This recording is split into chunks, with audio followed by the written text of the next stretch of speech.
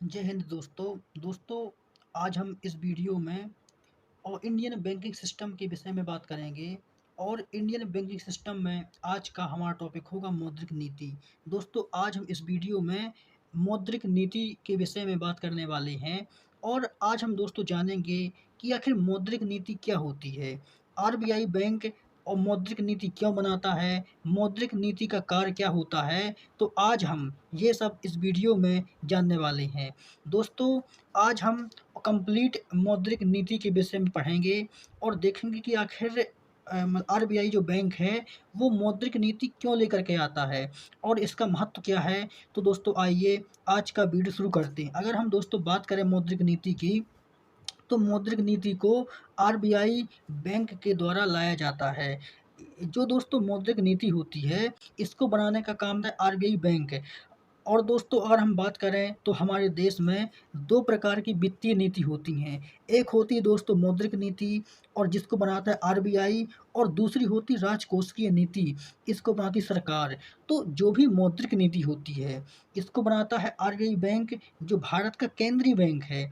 और दूसरी होती है दोस्तों राजकोषीय नीति, तो राजकोषीय नीति को सरकार बनाती है।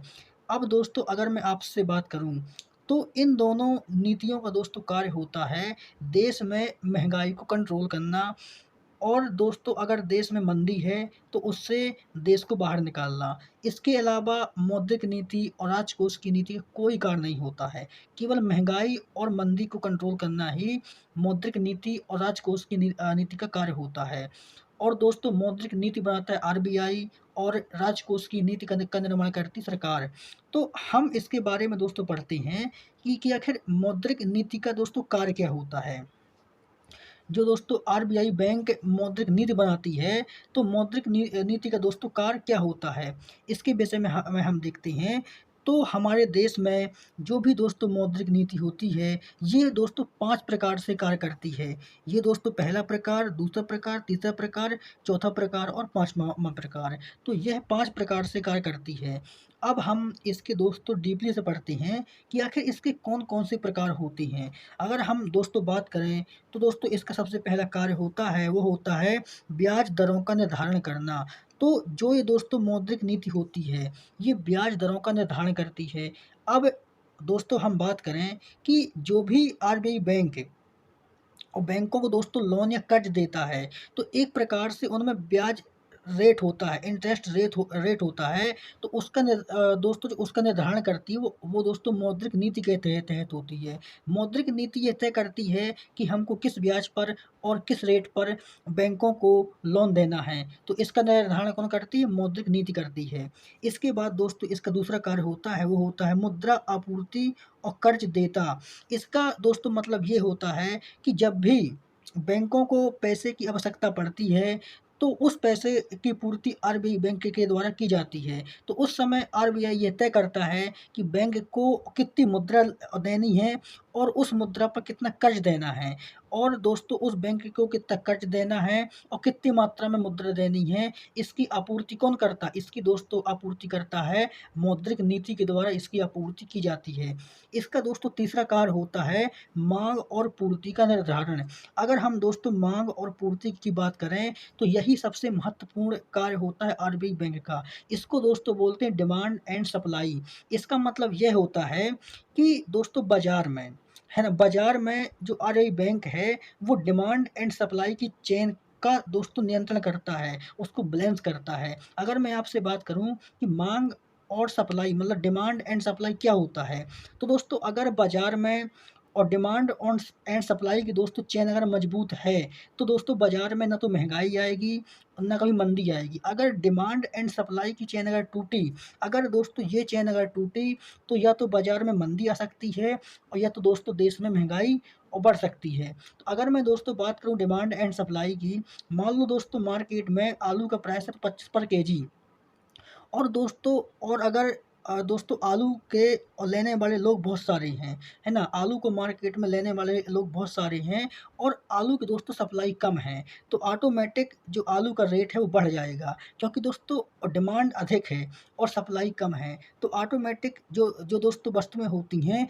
उनका रेट बढ़ जाता है। इसीलिए जो डिमांड एंड सप्लाई है, इसको साथ-साथ में बढ़ना चाहिए। मतलब जितनी डिमांड उतनी सप्लाई, अगर जितनी डिमांड उतनी सप्लाई होती रहेगी, तो कभी भी जो दोस्तों वस्तुओं का रेट है वो नहीं बढ़ेगा और अगर डिमांड ज़्यादा है, सप्लाई कम है, तो दोस्तों जो जो चेन होती है टूट जाती है और वहाँ पर अनबैलेंसिंग हो जाती है और दोस्तों वहाँ पर महँगाई बढ़ जाती है। इसके विषय में दोस्तों हमने एक एग्ज़ाम्पल के माध्यम से इसको समझा है। इसीलिए अगर देश में डिमांड एंड सप्लाई मज़बूत है, तो कभी भी और महँगाई और मंदी दोस्तों देश में नहीं आती है। इसके बाद दोस्तों बात करते हैं, इसका जो दोस्तों चौथा कार्य होता है वो दोस्तों होता है महँगाई का नियंत्रण करना।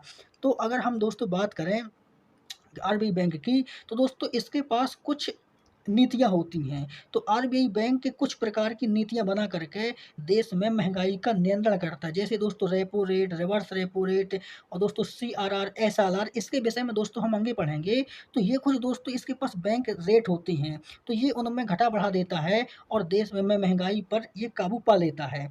इसके बाद दोस्तों इसका जो 5वाँ कार्य होता है, वो होता है दोस्तों मुद्रा की तरलता। दोस्तों मुद्रा की तरलता का मतलब होता है दोस्तों बाज़ार में कितनी मात्रा में पैसा जाए, है ना? बाज़ार में जो दोस्तों पैसा है वो कितनी मात्रा में रहे और पैसे का जो फ्लो है वो किस मात्रा में रहे, इसका निर्धारण करता है कौन? आरबीआई बैंक कि आखिर हमको बाज़ार में कितना पैसा डालना है, बाज़ार से कितना पैसा निकालना है, ये सब पूरी चीज़ें दोस्तों देखता है कौन? RBI bank. आरबीआई बैंक के दोस्तों अंडर में जितने भी बैंक हैं, वो सभी पूरे आरबीआई बैंक के अंडर में होती हैं और दोस्तों वही निर्धारण करती हैं कि जो दोस्तों मुद्रा की तरलता है वो किस प्रकार से बाज़ार में होगी। ज़्यादा मुद्रा होगी तो महँगाई बढ़ जाएगी, अगर दोस्तों कम मुद्रा होगी तो महँगाई कम हो जाएगी। तो ये सभी देखता है आरबीआई बैंक। आशा करते हैं दोस्तों आपको ये पाँचों कार्य समझ में आ गई होंगी।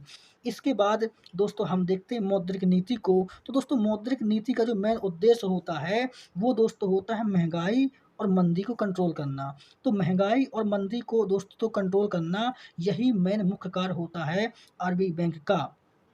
और जो भी आरबीआई बैंक मौद्रिक नीति बनाता है, उसमें दोस्तों आर्थिक विकास की बात भी होती है। इसके अलावा महँगाई और मंदी को भी कंट्रोल किया जा सकता है। इसके बाद दोस्तों हम बात करते हैं मौद्रिक नीति के उपकरणों की। ये दोस्तों आपको समझ में नहीं आएगा, ये मुझे पता है। लेकिन हम दोस्तों प्रयास करेंगे आपको समझाने का कि आखिर दोस्तों मौद्रिक नीति किस प्रकार से डिसाइड होती है ना? डिसाइड किस प्रकार से होती है, इसका दोस्तों हम आगे इसके बारे में पढ़ेंगे। दोस्तों इकोनॉमी बहुत ही सरल विषय होता है। यह केवल अपने दैनिक जीवन में समझने का विषय होता है। इसमें किसी प्रकार का कोई दिमाग नहीं लगाया जाता है। केवल आप जो अपने आस-पास मार्केटिंग और बाज़ारों को देख रहे हैं, उसी को समझ कर के इकोनॉमी तैयार की जाती है। आखिर दोस्तों इकोनॉमी कोई विषय नहीं है। आपके जो आस-पास चल रहा है, दोस्तों वही चीज़ें इकोनॉमी में होती हैं। इसीलिए दोस्तों जो मौद्रिक नीति के जो भी इसके दोस्तों उपकरण का मतलब होता है दोस्तों, इसके पास कुछ ब्याज दरें होती हैं। जब भी आरबीआई बैंक उन ब्याज को बढ़ा देता है तो दोस्तों महँगाई कम हो जाती है और घटा देता है तो महँगाई बढ़ जाती है। तो इसके दोस्तों विषय में हम बात करते हैं। तो जो भी दोस्तों इंस्ट्रूमेंट होते हैं मौद्रिक नीति के, तो मौद्रिक नीति के जो भी उपकरण होते हैं, तो ये 2 प्रकार की होती हैं। एक का नाम है दोस्तों मात्रात्मक उपकरण, इसको दोस्तों बोलते हैं क्वांटिटेटिव इंस्ट्रूमेंट और दोस्तों नाम क्या है नाम? दूसरे का नाम है गुणात्मक उपकरण, इसको बोलते हैं क्वालिटेटिव इंस्ट्रूमेंट। तो इसके विषय में हम दोस्तों देखते हैं कि आखिर दोस्तों मात्रात्मक उपकरण क्या होते हैं और गुणात्मक उपकरण क्या होते हैं। तो दोस्तों अगर हम इसके मात्रात्मक उपकरणों की बात करें, क्वांटिटेटिव इंस्ट्रूमेंट की बात करें, तो इसमें दोस्तों आता है बैंक दर, रेपो दर और दोस्तों रिवर्स रेपो दर। इसके बाद दोस्तों सीआरआर क्या था? सीआरआर मतलब कैश कैश रिजर्व रेशियो और दोस्तों आता है एसएलआर और आता है ओपन मार्केट सिस्टम। तो जो भी इसके दोस्तों मात्रात्मक उपकरण हैं, तो मात्रात्मक उपकरण में बैंक दर आएगा, बैंक रेट, रेपो रेट और reverse repo rate, CRR, SLR और ओपन मार्केट सिस्टम। तो ये दोस्तों आरबीआई बैंक के क्वांटिटेटिव इंस्ट्रूमेंट होते हैं, मतलब मात्रात्मक उपकरण होते हैं। इन्हीं के माध्यम से दोस्तों पूरी महँगाई और मंदी को कंट्रोल करता है आरबीआई बैंक जब ये रेट बढ़ते हैं या घटते हैं तो देश में महँगाई और मंदी में दोस्तों क्या होता है, कमियाँ बढ़ी जाती है, मतलब या कम जाती है, बढ़ जाती है। तो इन्हीं सब के करने से ये सब चीज़ें देखने को मिलती हैं। इसके बाद अगर हम दोस्तों बात करें इसके गुणात्मक उपकरण की, कि आखिर आरबीआई बैंक के कौन-कौन से दोस्तों गुणात्मक उपकरण हैं, कौन-कौन से क्वालिटेटिव इंस्ट्रूमेंट हैं।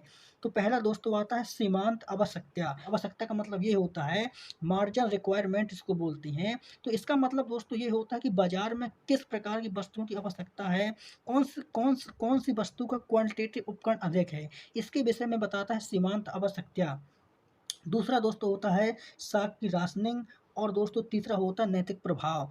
तो ये हाँ, तो दोस्तों ये जो होते हैं, ये आरबीआई बैंक के गुणात्मक उपकरण होते हैं। तो दोस्तों आज के वीडियो में हम यहीं पर ख़त्म करते हैं। इसके अगले वीडियो में दोस्तों इसके जो दोस्तों क्वालिटेटिव उपकरण हैं और दोस्तों मात्रात्मक उपकरण हैं और गुणात्मक उपकरण हैं। तो दोस्तों इन सब के बारे में इसके अगले वीडियो में हम दोस्तों डिटेल से चर्चा करेंगे। कि आखिर बैंक दर क्या होती है, रेपो रेट क्या होता है, रिवर्स रेपो रेट क्या होता है, cash cash reserve ratio CRR क्या होता है, एसएलआर क्या होता है, ओपन मार्केट सिस्टम क्या होता है। तो इसके विषय में दोस्तों हम अगले वीडियो में देखेंगे। और दोस्तों जब तक के लिए आप सभी का धन्यवाद।